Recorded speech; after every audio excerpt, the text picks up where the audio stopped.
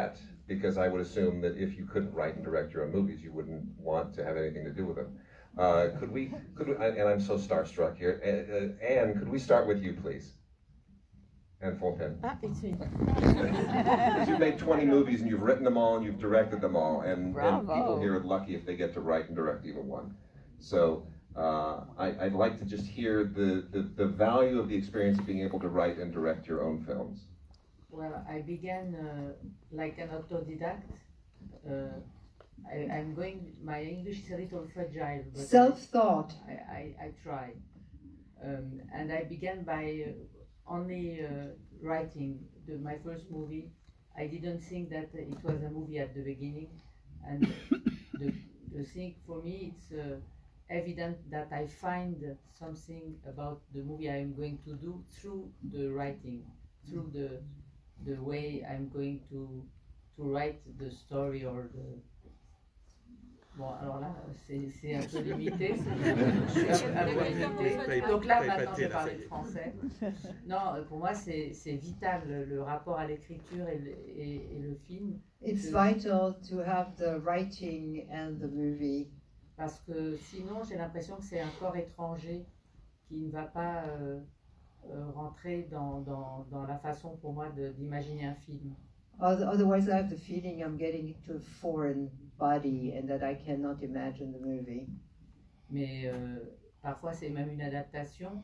C'est intéressant parce qu'une adaptation, on la trahit en partie et elle vous inspire aussi. J'ai fait ça avec un film où je suis venue ici. So sometimes it's an adaptation, and sometimes you stay faithful to the adaptation, but sometimes you do betray the adaptation as well. Les Innocentes, je suis venue ici il y a quelques années et donc c'est voilà.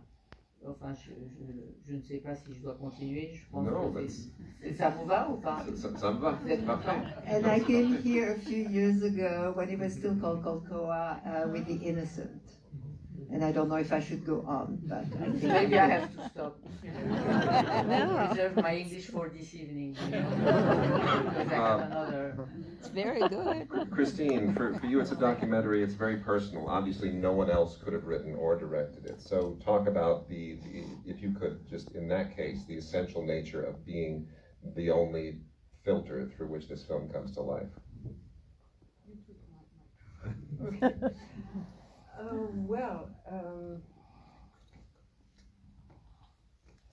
I wouldn't write a script I wouldn't have written a script for the film I just shot. But I couldn't live without writing. But writing books is not the same, of course. For this film, specifically, the story is very simple. I had never shot no films, written sometimes scripts for Claire Denis, but never shot a film myself. And I was about to release a book which is called Le Voyage dans l'Est. We call about east of France, of course. And in that book, it was about an incest that my father committed on me. And just before the book came out, they say to me, the publishers said to me, well, you will begin by bookshops in the east of France. That's the place where those incests took place.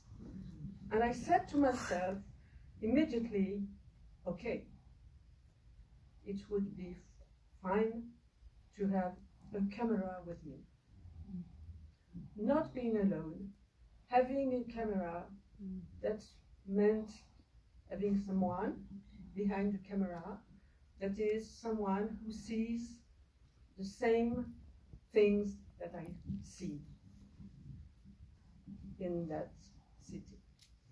That's the origin. So that's how things are. Intricated. For Stanislas and Julien, you're both of you, first time, these are your first films, writers, directors both, and they're both father-daughter stories. I'd like to hear how those sort of evolved, because they're very different, but they share that in common. If you could sort of address the subject through that prism, that father-daughter prism. I have a daughter. But I don't know for you, but for me it's the start, sorry for my English, the beginning of the adventure was a book from a woman called Jeanne Benhammer, and the story in the book was between a mother and a daughter. But I'm not a mother, so I changed that between the father and the daughter. That's it. You want more? No, that's perfect.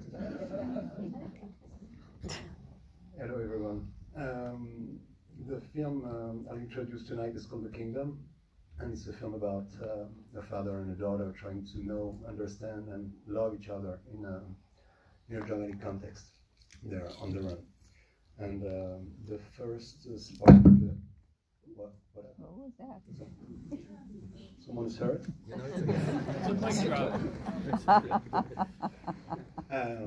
The first spark of the film came 6 years ago when my wife told me she was pregnant, and I thought at this time about the child I was going to have and the fathers I was going to try to be, and inevitably I thought about the child I was and the parents I had, and a vivid childhood memory came up, and I was maybe like 10 or 11. I was on the Corsican shore with my father and some friend of his, and we were in the middle of nowhere on the, I mean, it was the wildlife, you know. We just spent all our day fishing, cooking of fish, telling stories, sleeping under the star. It was, the perfect life.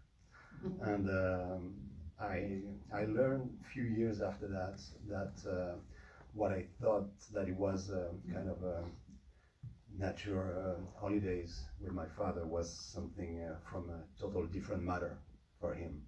So the idea of a father and a daughter who are on the run, and this filial relationship that tries to exist and to survive in a context where everything is dying, just born like that. Marc, being a writer-director in television is even more unheard of here. There's a writer's room and directors don't get in, and writers don't get onto the set. Talk about this is something almost completely foreign to Americans, being able to write and direct for television. Could you talk about that as well? Oui, je vais répondre en français. Moi, j'ai eu la chance de débarquer sur 10% comme My Agent alors que la série était déjà lancée. Et on m'a proposé de rejoindre l'équipe en tant que scénariste et en tant que réalisateur. Mais parce que je pense que la série qui parlait de cinéma, parfois de cinéma d'auteur, permettait d'avoir cette double casquette. I kind of fell into this after it had already started, and I was asked to be the writer and the director on the series. So I sort of fell into it, and it lent itself to this double role that I was going to play. Et voilà, par la suite, enfin cette nouvelle série que je présente ici, j'ai pu aussi l'initier à l'écriture, showrunner la série et la réaliser.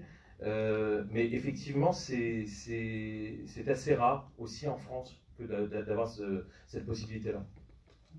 So then on the series, I continued to wear both hats, and I was directing and writing, and I have to say in France, that is not that unusual. Agathe, this was your short film that you turned into your debut feature. No one else could possibly have done that. So I'd love to hear the process of being able to write and direct a short film and then face the task of turning it into a feature. Where are the challenges in that process? Je m'excuse, je vais aussi parler en français, ce sera plus simple pour moi.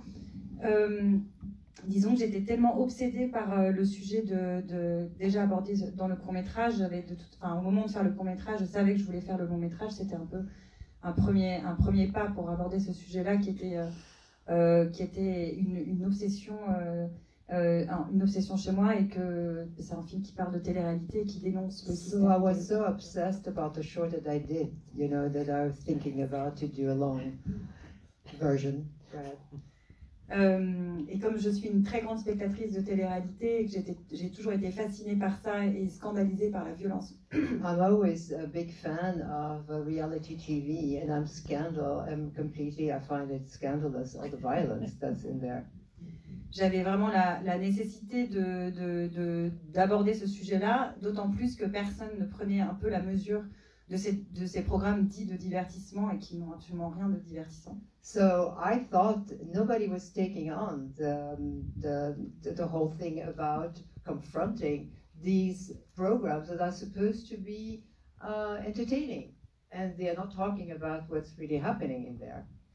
Donc je me suis accrochée vraiment à cette colère que j'avais en moi et cette envie que j'avais aussi de rendre justice aux candidates de télé-réalité sur lesquelles on a systématiquement tendance à étiqueter et traiter de personnes très superficielles. So I was really angry, and I thought it's really important for me to defend those people that in these TV programs they kind of try to tag and put in little boxes.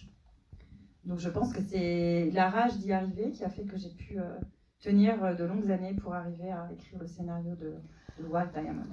So I was so upset for so many years that I finally managed to write the script for this movie. Lisa, I'd love to hear how you and Thierry divided your responsibilities in making this documentary. There must have been an enormous amount of footage, and I think everybody remembers when the narrative My Way was here some years ago on the life of Claude François. So this just, you know, you're telling a very, very rich history. Can you talk about that a little bit? Yeah, he did everything, I did nothing. That's how we divided. Now to be more serious, this kind of documentary, you know, we were hoping to have many stars to sing the song, and we were writing it as in the process of doing it. So I cannot really talk about writing this documentary and then filming it, because we were discovering while we were doing the documentary, which is about the song My Way, that's being sung by Frank Sinatra, and it's the most sang song, I don't know if you can say that, in the world. There are more than 4,000 covers by 4,000 artists at least. And every president, funerals, marriage, you name it, everybody sings that song, but nobody knows it's a French song. So the idea, so the idea of this documentary was to say that it's a real bridge between France and America, to see what France brought to America, but also what America brought to France, because it's been worldwide thanks to America. And I was offered to do this documentary, and I don't know why, honestly, because usually I do scripted. And I was about to shoot another movie, and my friend Thierry is a great documentarist. And I said, listen, the producers are asking me to do this documentary. If you can do it with me, then I can say yes. If you can't, I will say no. And basically I was living in LA, he was living in France, so I shot everything that's being shot in LA, and he shot all the rest, and he did most of the editing. So he's more the father, and I'm like the stepmother.